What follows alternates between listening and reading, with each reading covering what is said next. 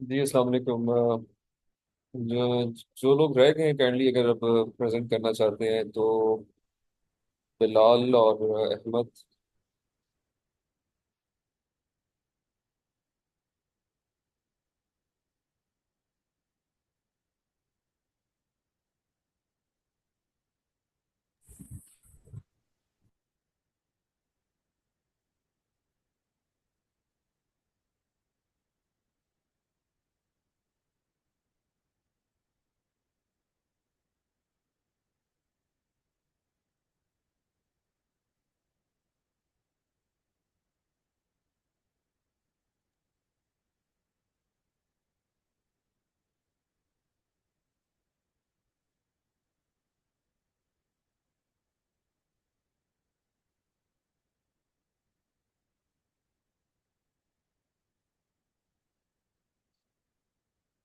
ये आवाज़ आ रही है आपको बिलाल या नहीं आ रही?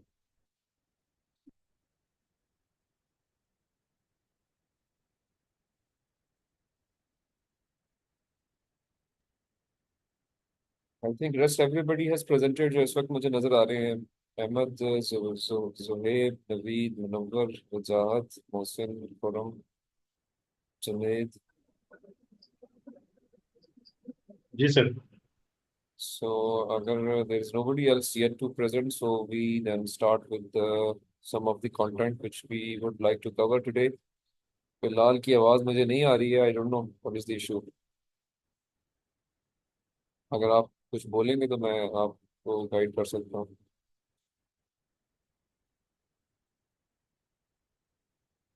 फिलहाल can you listen to me? अगर आपको मेरी आवाज़ आ रही है तो आपको मैंने अलाउ किया भाई, you can share your presentation.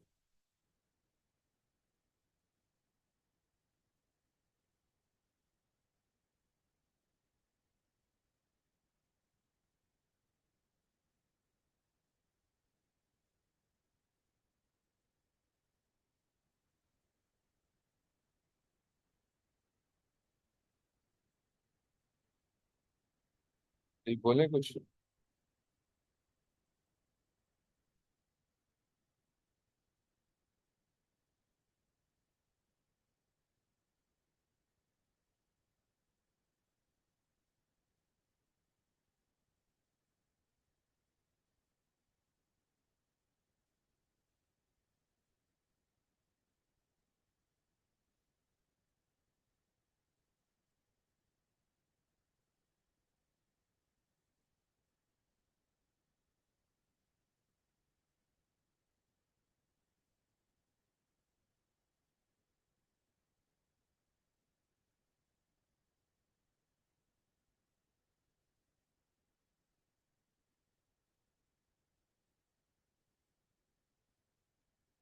फिलहाल आप देख लो, ट्रबल शूट करके देखें। There is some issue with your mic may be.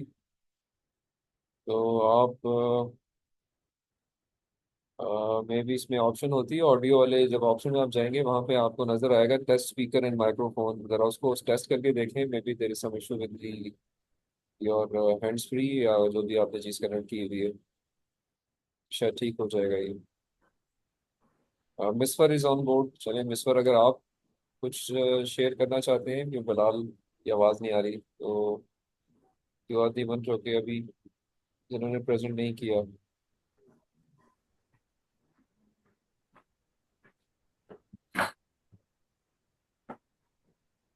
अस्सलाम वालेकुम सर। सर मुझे जरा 1 मिनट दीजिएगा, मैं जरा लैपटॉप सेटअप कर लूँ अपना सही से। Okay fine. There are two Ahmad which I can see on board. So दोनों अहमद ने प्रेजेंट कर लिया है या एक अहमद ने किया है?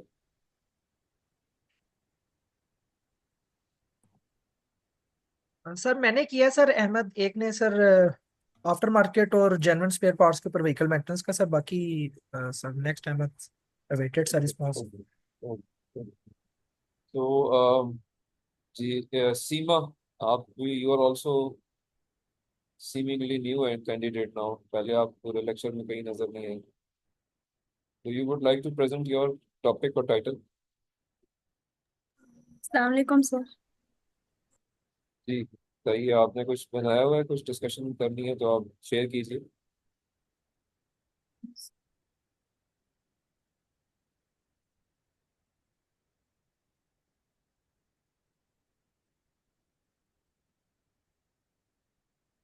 सर शेयर हो गई। जी विजिबल है, बताइए। सर ये brain tumour segmentation using deep learning techniques और सुपरवाइजर शाहजेब इकबाल। अच्छा ठीक है, तो क्या इसमें आपने पेपर्स कौन से देखे हैं?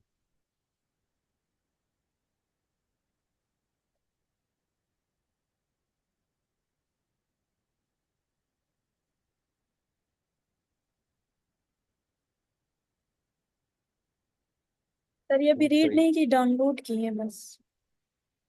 इस वीक कर लूंगी डाउनलोड इंशाल्लाह। डाउनलोड किए कहाँ से? Google scholars. अच्छा, सिमिलर पेपर्स जो है वो मुझे किसी और ने भी थोड़ी देर पहले दिखाए हैं। कौन था जी सबसे पहले, शायद पहले सर दो दूसरे नंबर पेपर पे था। जो सुपरवाइजर ने सेंड किए थे वो है।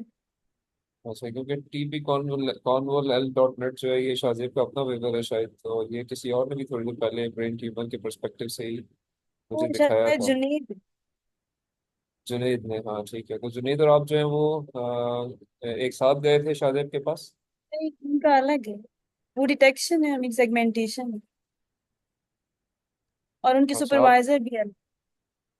हाँ उन्होंने डॉक्टर फजल सुबहान का नाम लिया था। जी। बट पॉइंट ये देखें, सेगमेंटेशन और आइडेंटिफिकेशन, पहले सेगमेंटेशन करते हैं तो आइडेंटिफिकेशन होती है ना। सर पहले डिटेक्शन होती है कि ब्रेन ट्यूमर है या नहीं। तो कैसे पता चलेगा जब तक सेगमेंट नहीं करेंगे आप डिफरेंट ऑब्जेक्ट्स को? पहले डिटेक्शन हुई होती है ना, तो फिर बाद में सेगमेंटेशन होती है, डॉक्टर्स के लिए आसान है। अच्छा चले, मैं इससे आपकी बात मान लेता हूँ, लेकिन मेरे ख्याल में सेगमेंटेशन पहले होती है, डिटेक्शन बाद में होती है। पहले आप हर चीज़ को सेगमेंट करते हैं, 10 चीज़ें होंगी एक पिक्चर के अंदर, उनको सबको सेगमेंट करेंगे, फिर आप अपने रूल्स अप्लाई करके डिटेक्ट करते हैं कि ये कौन सा सेगमेंट किस काम के लिए यूज़ हो रहा है। बट ओके, शायद आपने इसमें कुछ चीज़ पढ़ी होगी तो आपकी बात मान लेता हूँ। बट ये कि ठीक है, टाइटल इज या एरिया ठीक है, आप इस एरिया में काम यस। कर सकती हैं। और जी। थोड़ा सा ये कि पेपर्स आप देख लें और फर्दर और इसको जो करेक्शंस में लग सकती है अभी वो पढ़ने हैं लगाइएगा। के पास, पढ़ने हैं इस वीक। हाँ ठीक है ठीक है, आपकी डिग्री भी कंप्यूटर साइंस की है? जी सर। ओके, और आप बिजनेस लर्नर हैं या ऑन कैंपस स्टूडेंट हैं? Online regular. ओके ओके, ठीक हो गया, चलें सही है, ठीक है, गुड सीमा, थैंक यू। चलें जी, बिलाल साहब आपके मसला रिजॉल्व हो गया?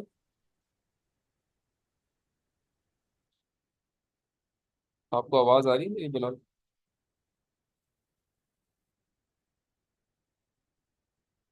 आपकी आवाज़ नहीं आ पा रही अभी तक, कोई समझ नहीं आई क्या कहना चाह रहे हो।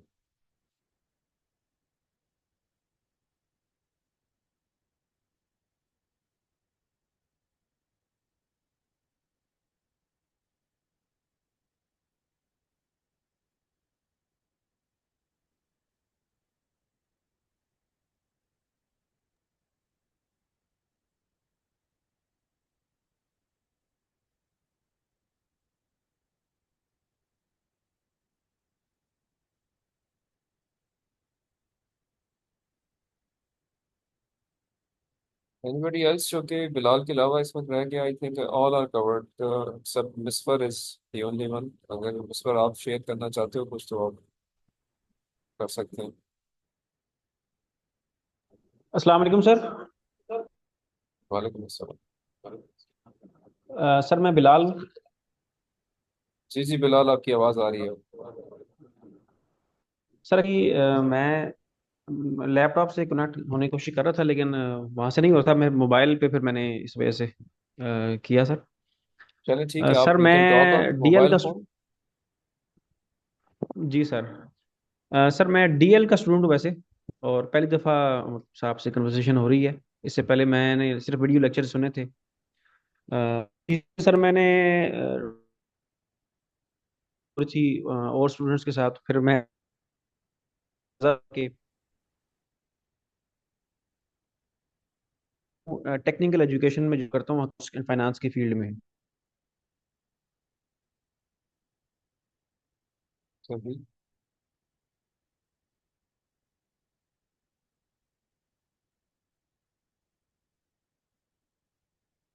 आवाज़ कट गई है दोबारा। To decrease unemployment in Pakistan. अस्सलाम वालेकुम सर। हेलो। जी जी बोले। सर मैं ये 4-5 टॉपिक्स मैंने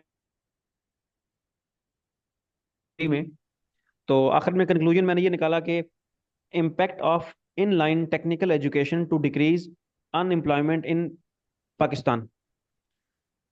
सर मेरी आवाज़ आ रही है? जी आवाज़ आपकी आ रही है।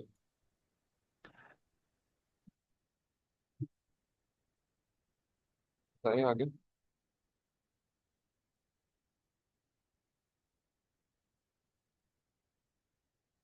तो आपकी आवाज़ दोबारा चली गई है। जनरल।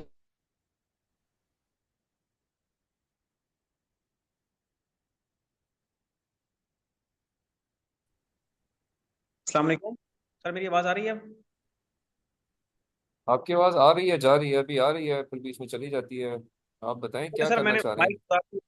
जी सर। सर मैं असल में टेक्निकल एजुकेशन में जॉब करता हूँ, तो मैंने अपना एक टॉपिक ये रखा है रिसर्च के लिए, impact of in line technical education to decrease unemployment in developing country like Pakistan.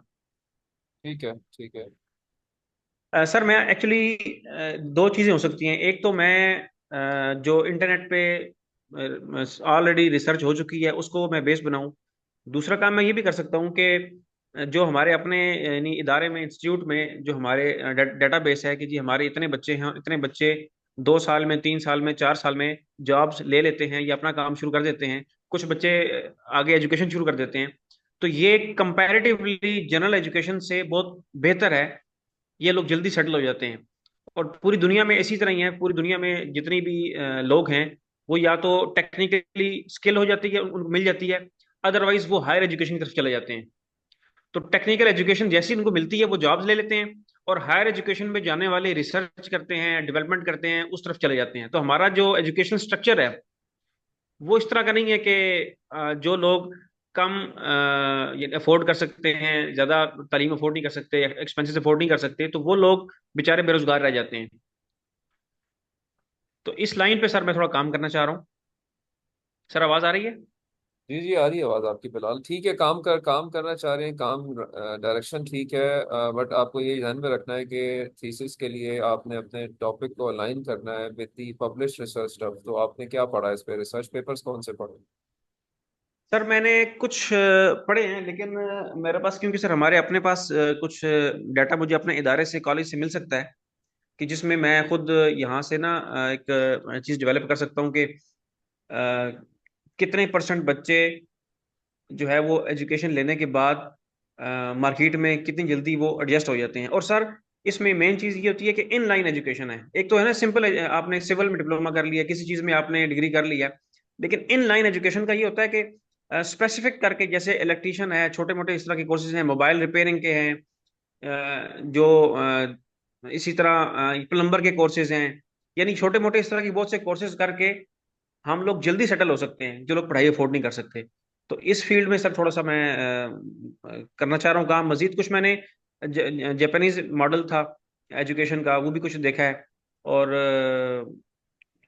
American model भी है, और कुछ और यानी कि जर्मनी का मॉडल है कि वो किस तरीके से बच्चों को लेके चलते हैं। तो इस हवाले से थोड़ा सा मैं काम करना चाह रहा था।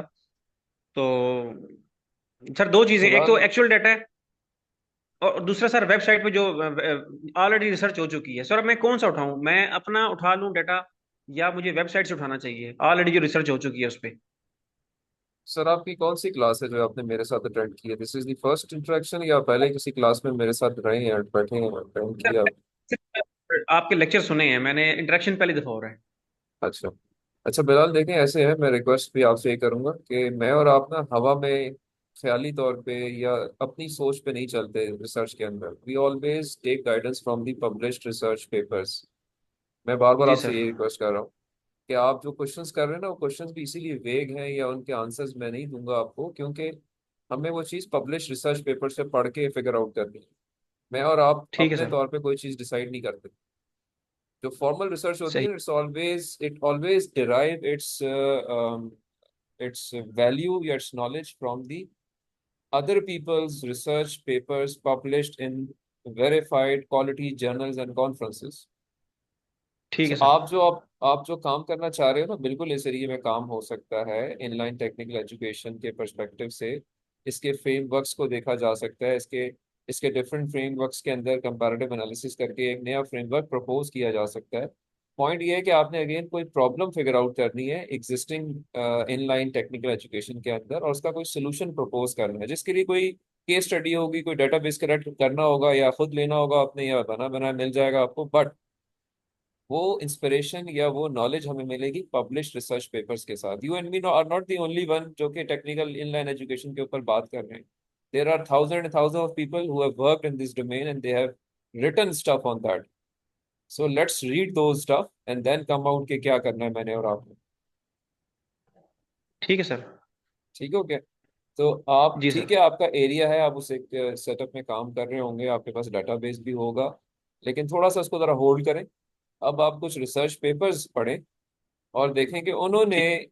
क्या करने की कोशिश की है, किस तरह के डेटाबेस को कलेक्ट किया है, उस पर क्या इंफॉर्मेशन गैदर की है, और उससे क्या चीज़ कंक्लूड करने की कोशिश करते हैं लोग अपने पेपर्स के अंदर। ठीक है सर। सर ठीक हो दूसरा गया। सुपरवाइजर का। जी जी सर। सर आप सुपरवाइजर का कह रहे थे, सर मेरा असल में कोई इस तरह का जान पहचान हो है नहीं, नहीं, कि मैं कोई ऐसे। जान पहचान होती भी नहीं है, वो बनानी पड़ती है। ये भी एक पार्ट ऑफ लर्निंग है एमएस थीसिस की, कि आपने क्योंकि स्पून फीडिंग नहीं होती, काम खुद करना होता है और गाइडेंस लेनी होती है, तो आपको थोड़ा सा इस ए डोमेन के अंदर इंटरेक्ट करना पड़ता है। आपके कितने सब्जेक्ट्स हो गए मास्टर्स के अंदर? सर मेरा आखिरी सेमेस्टर है ये। अच्छा, तो आपने सब्जेक्ट्स पढ़े होंगे सबसे। आपने कौन कौन से टीचर्स से पढ़ा है ड्यूरिंग एमएस स्टडीज? सर मैं तकरीबन काफी सारे यानी कि टीचर से पढ़ चुका हूँ, लेकिन सर मैं असल में ना, मेरा क्योंकि मैं डीएल पे ही हूँ ना, तो मेरा टीचर से कोई इस तरह का राबता या कोई किसी से मैंने कोई कभी भी क्लास अटेंड नहीं की।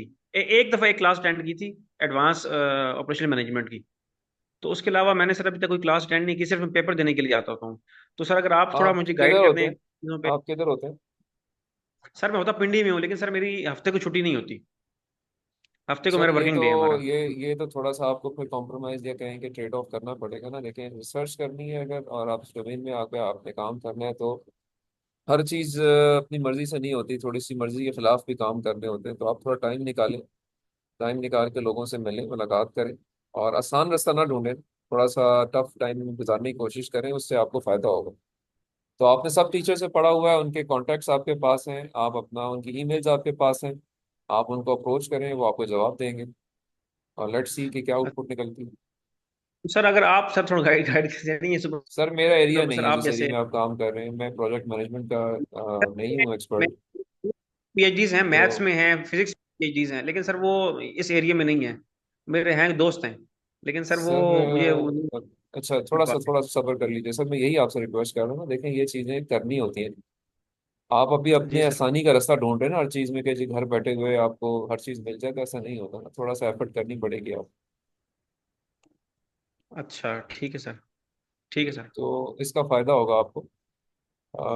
जी। थोड़ा सा जो है ना वो मतलब इस डायरेक्शन जो मैं आपको गाइड कर रहा हूँ इनमें चलें, एक्सप्लोर करें, लोगों से मिलें, इंटरेक्ट करें, और अकॉर्डिंगली अपने टॉपिक को फाइनलाइज करें। ठीक है सर। ठीक है जी। तो आपका, ओके सर। अगेन मैं रिपीट करूंगा कि आप आपका ओवरऑल प्रॉब्लम एरिया ठीक है, लेकिन इसको रिफाइन करने की कोशिश कीजिए विद द कंसर्न पीपल जो कि इस एरिया में हैं। और चूंकि आप प्रोजेक्ट मैनेजमेंट के स्टूडेंट हैं, तो प्रोजेक्ट मैनेजमेंट के टीचर्स जिनसे आपने पढ़ा है उनको अप्रोच करें, और उनसे गाइडेंस लें कि इसमें क्या करेक्शन की जा सकती है, क्या डायरेक्शन में मैं चलूँ। चाहे आप थीसिस करना सर मैं चाहते हैं, चाहे आप नहीं करना चाहते, दोनों तो सब केसेस में आपने इंटरेक्ट करना है। सर मैं मैनेजमेंट साइंसेज का हूँ वैसे। सर दूसरा, वैसे मेरा ये क्योंकि मैं सब्जेक्ट्स पढ़ रहा हूँ, मैंने कोर्स लिए हुए हैं। लेकिन सर मैं आपकी ये बातें सुन के थोड़ा सा ना मेरा ये ज़हन बना है कि अगर मैं ये कोर्स क्लियर कर दूं, डिग्री क्लियर कर लूं, उसके बाद मैं फिर दोबारा जो है ना ये थीसिस वाला काम भी करूंगा। ये बड़ा इंटरेस्टिंग और बड़े मजे के यानी कि अच्छी बात है अगर इंटरेस्टिंग आप चीज़ है। ऐसा सोच रहे हैं। आप अगेन, मैं अगर क्लास में आप आते होते तो मैंने पहले ही क्लास में ये बात की थी कि एमएस थीसिस, अगर आप एमएस कर रहे हो और थीसिस के बगैर कर रहे हो, तो फिर ऐसे एमएस का कोई फायदा नहीं होता, क्योंकि एमएस के अंदर दुनिया भर में अंडरस्टैंडिंग ये है कि आपको इंडिपेंडेंट अंडरस्टैंडिंग, इंडिपेंडेंट लर्निंग का मौका दिया जाए, जिससे आप ज़्यादा सीखते हैं। तो अगर आप वो नहीं करेंगे, कोर्स वर्क पे ही काम करेंगे, तो फिर आप वो खास फ्लेवर नहीं ले सकेंगे जो कि थीसिस या कहें मास्टर्स में दिया जाता है। तो आपकी चॉइस है बहरहाल। अब मैं अगेन इसको आप पे छोड़ता हूँ, बट ये कि for the clearance of this subject you have to interact with some of the supervisor जो कि आपके ठीक है एरिया सर। का हो और आपको गाइड करे, और उससे आप सीखेंगे, आपकी गलतियां दूर होंगी। जो भी आप बहुत सारी चीजें अपने एंड पे करना चाह रहे हो ना अपने सोच के मुताबिक, वो सोच ठीक जी नहीं सर। है। उनमें करेक्शन लग जाएगी जब आप लोगों से इंटरेक्ट करेंगे। ठीक है, ठीक है and may sir, be right we sir. Will again discuss the same thing once you clear this course by the end of fall. तो आई आस्क यू अगेन कि मेरी इन बातों से आपने कुछ अच्छी चीज की, या आप अगर वही शॉर्टकट पे चलते तो क्या आपका सर लर्निंग कर्व होता। मैं यूनिवर्सिटी जाके मैं देख करूंगा सर, पूरी कोशिश करूंगा, अब मैं जी जी, इंशाल्लाह तो करूंगा। आप बस थोड़ा साथ साथ रहिए और चीज़ें जहाँ पे डाउट हो पूछें।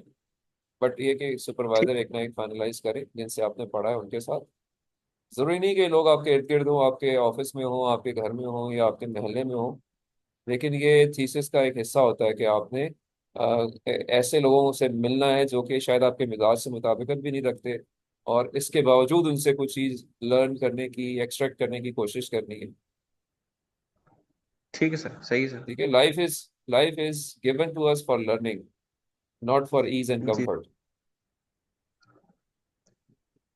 सही सर, राइट सर। ठीक है, तो थोड़ा सा वो जो आसान रास्ता है ना उसको आपने छोड़ना है, थोड़ा मुश्किल रास्ते पे आने की कोशिश करनी है। ठीक है सर, इंशाल्लाह सर। Okay sir. ठीक है Bilal, thank you very much. I hope कोई मेरी बात बुरी लगी हो तो I am sorry for that.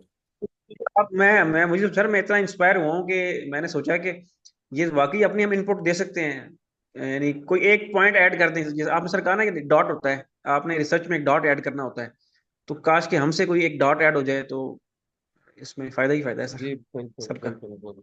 जबरदस्त हो गया, thank you very much Bilal, nice to interact with you. जी सर, थैंक यू। अस्सलाम वालेकुम। जी कौन रह गया जी? मिस फर्म, you would like to present?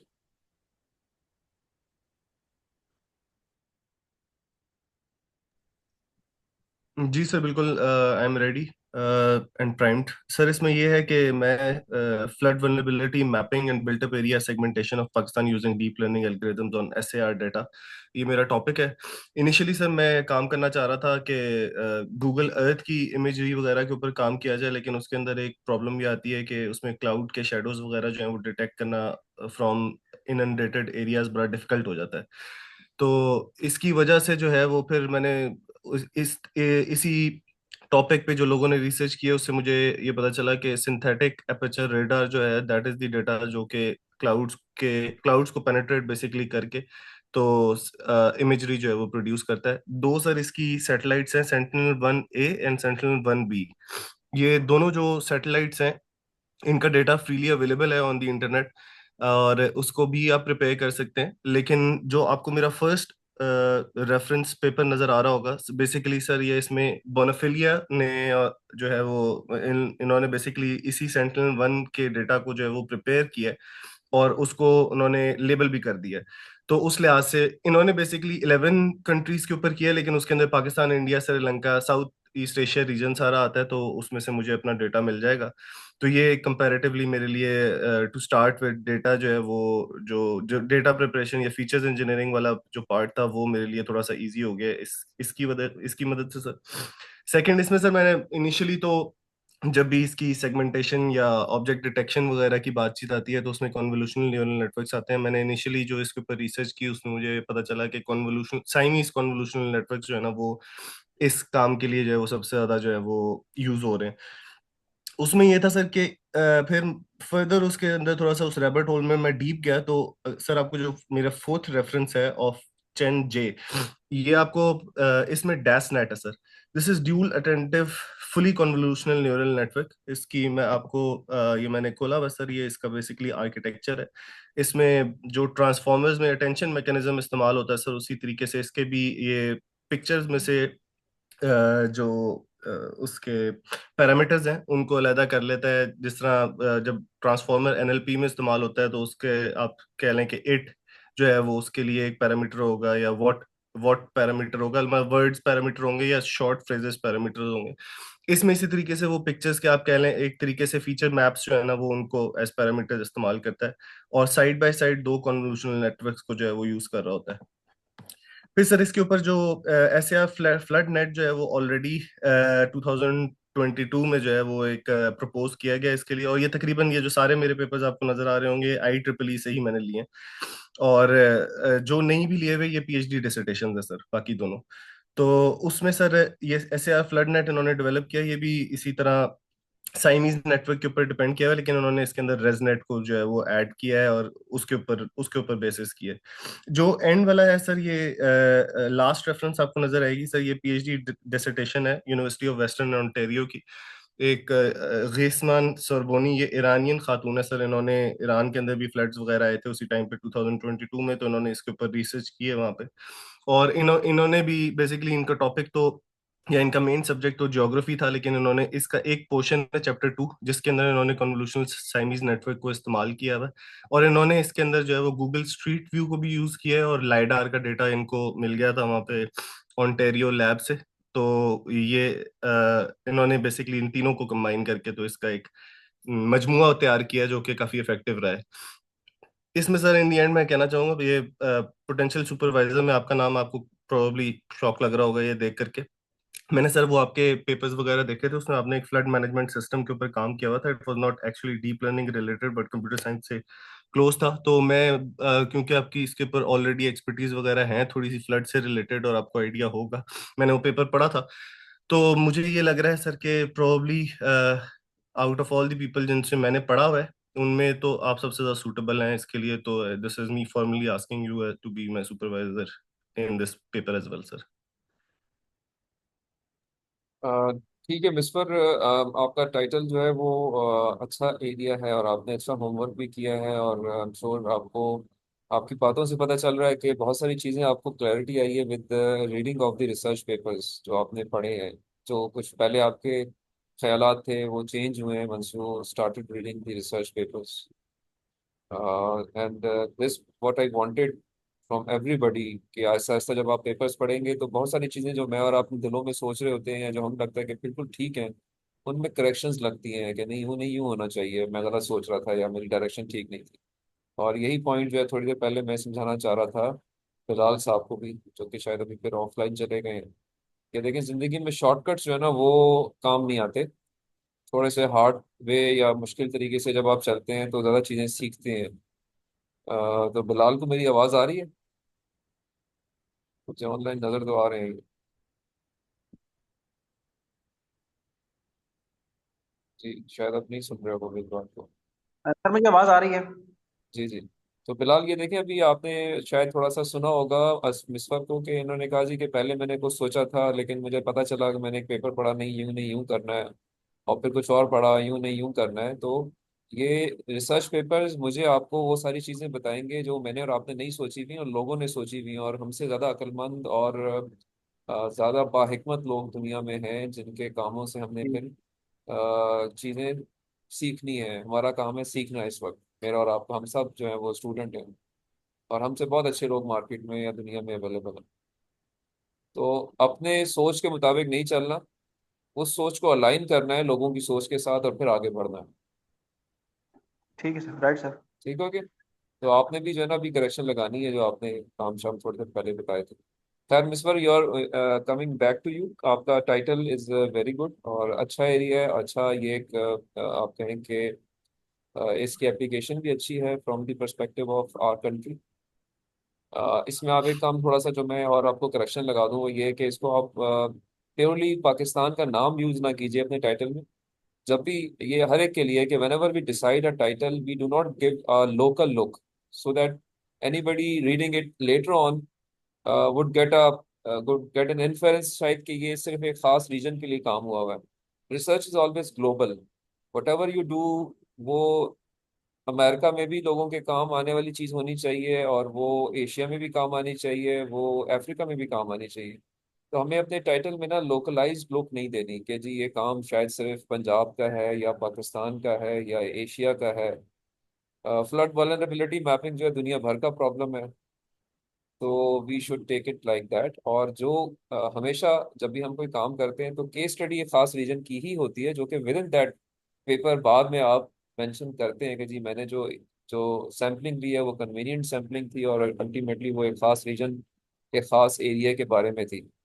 तो उसमें कोई हर्ज नहीं होता, लेकिन टाइटल में उसको मेंशन नहीं करना चाहिए। तो आप टाइटल में थोड़ी सी वेरिएशन ला के you can start working on this. और ठीक है, पेपर्स भी आपने अच्छे ढूंढे हुए हैं, ये अच्छी कॉन्फ्रेंसेज हैं, टॉप कॉन्फ्रेंसेज हैं, पेपर्स भी अच्छे हैं, जर्नल्स भी अच्छी हैं। तो I think you can start working on this. और इसमें हम डिस्कस कर लेंगे कि क्या चीज़ ऐसी जो कि आप हमें कोई मसला आ रहा है उसकी कैसी सोल्यूशन किया जा सकता है। तो ठीक है मिस, गुड वर्क। बिल्कुल ठीक हो गया सर। ठीक है sir, thank you sir. Okay जी, एनीबडी एल्स जो कि रह गया हो अभी? I think everybody has presented, और मैंने सबको थोड़ी थोड़ी करेक्शंस बता दी हैं। इनमें हम आगे अब चलते जाएंगे और करेक्शंस और लगती जाएंगी। और बट ये कि generally speaking everybody out of you जो उन्होंने आज प्रेजेंट किया है, your direct your topics are fine. और रिसर्च पेपर्स में आप और आगे ढूंढेंगे पढ़ेंगे तो आई एम श्योर चीज़ें और अच्छी होती चली जाएंगी। Let's discuss some of the things today, जिसमें से एक है कि मैं और आप अब रिसर्च पेपर्स पढ़ रहे हैं, सर्च कर रहे हैं, और हमने अब कुछ ठीक डायरेक्शन में होमवर्क करना है। तो थोड़ा सा हमें आइडिया होना चाहिए कि हम सर्च किस प्लेटफॉर्म पे करें, नंबर वन। नंबर टू, हमने लास्ट लेक्चर में कॉन्फ्रेंसेस के बारे में डिटेल बात की थी कि कॉन्फ्रेंसेस किस के से क्या मुराद है, ये क्यों होती हैं, इनमें क्वालिटी क्या क्या देखी जानी चाहिए, कौन सी कॉन्फ्रेंसेस क्वालिटी कॉन्फ्रेंसेस हैं, कौन सी नहीं है। मैंने आपसे कुछ आपको मैंने वेब पेज भी दिखाए थे, उन पे कुछ बेंचमार्क कॉन्फ्रेंसेस हमने डिस्कस की थी, लाइक मैंने IEEE ग्लोबकॉम की बात की थी। फिर मैंने आपको कुछ एक और प्लेटफॉर्म दिखाया था कि ऐसे बहुत सारे प्लेटफॉर्म्स हैं जहाँ पे आप जो कि ठीक नहीं है, लाइक सेरप का एक मैंने आपको प्लेटफॉर्म दिखाया था कि इस प्लेटफॉर्म पे हज़ारों कॉन्फ्रेंसेज एक दिन में हो रही हैं, और वहाँ पे मोस्टली सिर्फ ये है कि आप पेपर अपना सबमिट करते हैं और विद इन एन आवर आपको एक्सेप्टेंस मिल जाती है। और सारी की सारी कॉन्फ्रेंसेज जो है वर्चुअल मोड पे हैं, और एक जूम सेशन ऑन होता है, लोग उस पर सभी आपने अभी प्रेजेंट किया इस तरह से ही कोई एक सेंट्रल फिगर एक प्लेटफॉर्म को मैनेज करेगी, और वो 1 घंटे में आपकी कॉन्फ्रेंस खत्म करा के और आपको आपके पेपर को किसी एक प्रोसीडिंग में ऑनलाइन पब्लिश कर देंगे। और अल्टीमेटली अगर सारे प्रोसेस को देखें तो इसमें कहीं भी कोई क्वालिटी एस्पेक्ट नहीं देखा जा रहा। सो अल्टीमेटली ये सारी आउटपुट भी जीरो होगी, और उसको अगर आप बाद में पढ़ेंगे तो वो ठीक चीज़ नहीं होगी। तो आई होप थोड़ा सा आप लोगों ने एक्सप्लोर किया होगा सेरप को भी। If I am not wrong, मैंने आपसे कहा था कि इस बार देख लीजिएगा जाके। तो आई आई बिलीव कि आप सबने इसको देखा था, कुछ ना कुछ आपने एक्सप्लोर किया है, और कुछ इस तरह की कॉन्फ्रेंसेस जो है वो स्टडी करने की कोशिश की है। और अगर की है तो मैं सिर्फ, अगर मुझे 1 मिनट दें तो मैं वहाँ से आपको उसकी एक गैलरी दिखाना चाहूँगा, जिसमें आपको ये जो मैंने अभी आपको एस्पेक्ट बताया है, लेट मी शेयर इट।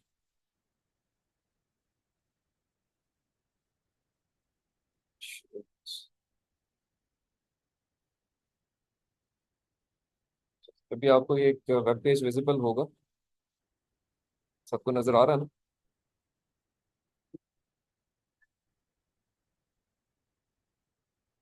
इस पर नजर आ रहा है आपको? जी सर, नजर आ रहा है। अब इस पर आपको देखिए कुछ पिछले 5-10 साल की कुछ कॉन्फ्रेंसेस का ट्रैक रिकॉर्ड नजर आ रहा होगा इस प्लेटफॉर्म का। से मैं 2024 खोलता हूँ, तो इसमें 19 सितंबर को एक कॉन्फ्रेंस हुई हुई है, और ये कुछ कॉन्फ्रेंसेस की एक उन्होंने ना लिंक्स यहाँ पे रखे हुए हैं। अब वैसे मैं इसको किसी एक को खोल लूँ, चाहिए 12th world conference on pharmaceutical science and drug manufacturing हुई है कोई 20 सितंबर को पहली कॉन्फ्रेंस है। तो या चले कोई और नीचे से कोई फार्मास्यूटिकल वाली है, तो मैं आपसे रिलेटेड कोई कॉन्फ्रेंस खोल लेता हूँ।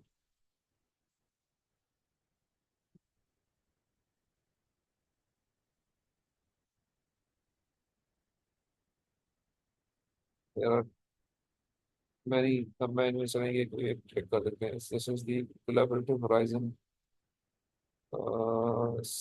synergies of knowledge, harmony and diversity, synergies of knowledge. So let's open this. तो जी अभी देखें यहाँ पे आपको ये कुछ एक कॉन्फ्रेंस के कुछ स्नैपशॉट्स नजर आ रहे होंगे, नजर आ रहे हैं जी? जी सर, सही आ है। रहे हैं सर। आ रहे हैं हमें। और ये सेम में से किसी एक को मैं खोल दूं तो ये ब्रेन ट्यूमर डिटेक्शन के ऊपर आपको अभी थोड़ी देर पहले कोई बात भी कर रहा था कि brain tumour detection using 3D MRI images पे कोई खातून है, यफ्ता नाइक, प्रेजेंट कर रही है। विजिबल है? जी सर मुझे जी सर। ठीक है, तो ये एक जूम सेशन है, देखें इसमें कोई अराउंड 6 लोग हैं और इनमें से एक जो है वो इनको मैनेज कर रहा है कोई। और ये एक खातून की शक्ल नजर आ रही होगी आपको, शोबर इमदन के नाम से, जो कि इसको मेंटोर कर रही हैं और ये 6 लोग प्रेजेंट कर रहे हैं वन बाय वन।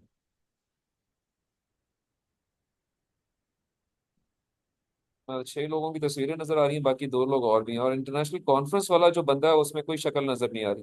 सॉरी, जो इनको मेंटोर कर रहा है वो ब्लैंक है और बाकी कुछ में पिक्चर्स हैं और कुछ में नहीं है। टोटल 8-9 लोग विजिबल है। जी सर। ओके, तो अब ये अगर आप इसको थोड़ा सा इस पे जरा अपना सर सर अपना सोचें कि यार ये हुआ क्या है इनके साथ। तो इन्होंने अपने पेपर भेजे होंगे और समझते हुए कि जी कोई कॉन्फ्रेंस हो रही है और वो कॉन्फ्रेंस में इनका पेपर एक्सेप्ट हो गया होगा, और अगर मैं किसी एक कॉन्फ्रेंस को भी खोलूँ तो ये आपसे कहेंगे जी कि $600 आप पे करें रजिस्ट्रेशन के लिए। तो इन सब ने $600 पे किए होंगे और इनको इस तारीख को इन्होंने जूम पे बुला लिया होगा। All session was conducted on Zoom. There was no on-ground location for conduct of this conference. इन्होंने होटल एक मेंशन किया हुआ होगा, कोई लोकेशन मेंशन की होगी, बट वो सारे फेक हैं। There is no such location where this conference is being held. It's all been done online, virtually. और अल्टीमेटली ये कंक्लूड करके पैसे इकट्ठे करके दे जस्ट वैनिश्ड ऑफ, और ये एक कारोबार है जो चल रहा है। अब ये सैकड़ों कॉन्फ्रेंसेस करा रहे हैं और हजारों लोग जो हैं वो इस पे फंसते जा रहे हैं, बिकॉज उनको किसी ने आज तक बताया ही नहीं है कि ये ठीक चीज़ नहीं है। और ये एक प्लेटफॉर्म है, इस तरह के सैकड़ों प्लेटफॉर्म और भी हैं जो अगर आप थोड़ा सा अपनी अकल वाली आंख खोलेंगे तो आपको नजर आने शुरू हो जाएंगे। तो माई पॉइंट अगेन इज के be very cautious once you decide about submitting your research papers to any forum और रीडिंग फ्रॉम सम प्लेटफॉर्म जहाँ पे पेपर पब्लिश हो रहे हैं और आपको ऑनलाइन नजर आ रहे हैं। अभी आप में से बहुत सारे लोगों ने, अब इससे ही कंक्लूड करते हैं, थोड़ा सा आगे चलते हैं, कि बहुत सारे लोगों में आपने अभी पेपर जो है वो फिगर आउट किए हैं फ्रॉम गूगल स्कॉलर, या कुछ एक सर्च इंजन जो कि वेब पेज बेस्ड है उनको आपने एक्सप्लोर किया होगा। तो थोड़ा सा उसको हम डिस्कस करते हैं, बट आई थिंक ये थोड़ा सा जो मैं यहाँ जो चीज़ कन्वे करना चाह रहा हूँ वो आपको समझ आई होगी।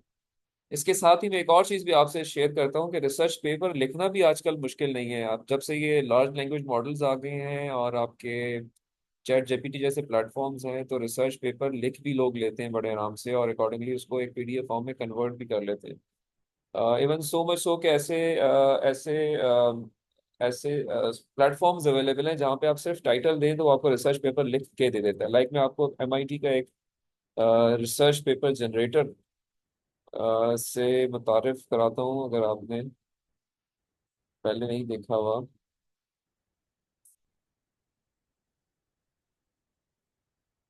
ऑटोमेटिक सीएस पेपर जनरेटर के नाम से है। Let me share the link, share with you, sorry.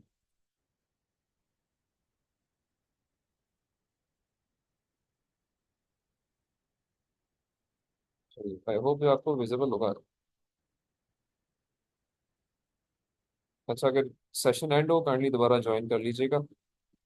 अभी आपको विजिबिलिटी है कुछ एक वेब पेज की जिसमें लिखा हुआ है एसआई जन automatic yes CS sir. Paper sir generator. Visible.